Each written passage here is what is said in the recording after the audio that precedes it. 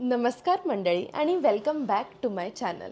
तुम्ही पण interior designer higher करायचा विचार करत आहात तर आज मी सांगणार आहे त्या खूप महत्त्वाच्या गोष्टी ज्या तुमच्या कॉन्ट्रॅक्टमध्ये यायलाच पाहिजे, म्हणजे तुम्ही आणि डिझायनर दोन्हीही प्रोटेक्टेड राहतात.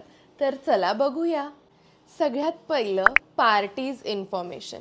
हे सगळ्यात जास्त बेसिक आणि महत्त्वाचं आहे की दोन्ही पार्टीजची इन्फॉर्मेशन असणं. त्याच्यामध्ये mail I D, contact number, email address, firm किंवा डिझायनरचे नाव आणि त्याचे डिटेल्स, आणि सगळ्यात महत्त्वाचं म्हणजे क्लायंटचे डिटेल्स पण, त्याचा address, phone number, email I D. ह्या खूप महत्त्वाच्या गोष्टी आहेत, कारण ह्यामधली कुठलीही इन्फॉर्मेशन जर क्लिअर नसेल तर नंतर प्रॉब्लेम होऊ शकेल. Scope of work. आपण कुठल्या कुठल्या गोष्टींवरती काम करणार आहे ॲज अ डिझायनर. मग त्यामध्ये 3D visualisation, technical drawings, material selection, site visit, supervision, हे सगळ्या गोष्टी क्लिअर असायला पाहिजे. तसंच जर वास्तूचे रिक्वायरमेंट असेल किंवा वास्तू कन्सल्टंट हवा असेल स्पेसिफिक एका साईटला, तर त्याचे चार्जेस एक्स्ट्रा पकडले जातील. डिलिव्हरेबल्स लिहिणं पण खूप इम्पॉर्टंट आहे, त्यामुळे नंतर भांडणं होत नाहीत की हे नाही दिलं, हे दिलं. जे काही तुम्ही देणार असाल ते एकदम क्लिअरली त्या स्कोप ऑफ वर्कमध्ये लिहा. Project timeline. काम कधी सुरू करणार आहे आणि कधी संपणार आहे ह्याची कंप्लीशन आणि स्टार्ट डेट, ह्या दोन्ही गोष्टी कॉन्ट्रॅक्टमध्ये येणं खूप गरजेचं आहे.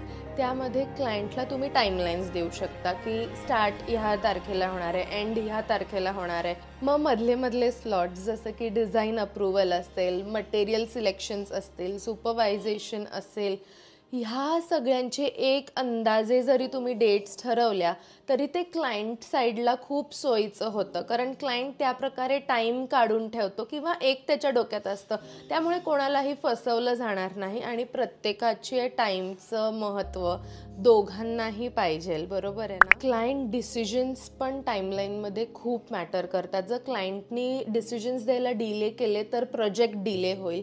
त्यामुळे त्यांच्याकडनं डिसिजन फास्ट घेणं हे आपलं डिझायनर्सचं काम आहे. तर क्लायंट्सनी पटापट डिसिजन्स दिले नाही तर प्रोजेक्ट डिले होतो, आणि जर तो डिले झाला तर काय आपण करायचंय हे त्या कॉन्ट्रॅक्टमध्ये यायला पाहिजे. Fees and payment terms. आता money is a very sensitive topic, त्यामुळे तुम्ही पेमेंटचे स्केड्यूल आधीच क्लायंटला सांगून ठेवा, जसं की 30% ॲडव्हान्स, 40% आफ्टर डिझाईन अप्रुव्हल आणि लास्ट 30% आफ्टर साईट कम्प्लिशन. तर तुम्ही तुमच्याप्रमाणे पेमेंटचे स्लॉट्स ठरवू शकता.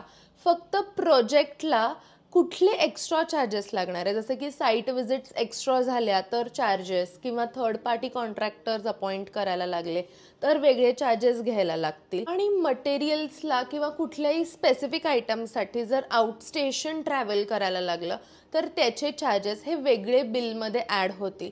हे जर पहिलेच क्लॅरिटी असेल क्लायंटला तर क्लायंट नेहमी सोच समज के तुमच्याकडे येईल आणि तुमच्याशी ते बोलेल. पण जर क्लायंटनीच पैसे नाही दिले किंवा त्यांनी जर पैसे थांबवले तर इव्हेंच्युअली वेंडर्सला पैसे नाही जाणार, इव्हेंच्युअली कॉन्ट्रॅक्टर्सला पैसे नाही जाणार, त्यामुळे ते काम करणं थांबवतात. तर बी व्हेरी केअरफुल क्लायंट्स की जेव्हा पण तुम्ही पेमेंट थांबवताय तेव्हा at what stage, what is the reason, ह्या सगळ्या गोष्टी स्पष्ट करा.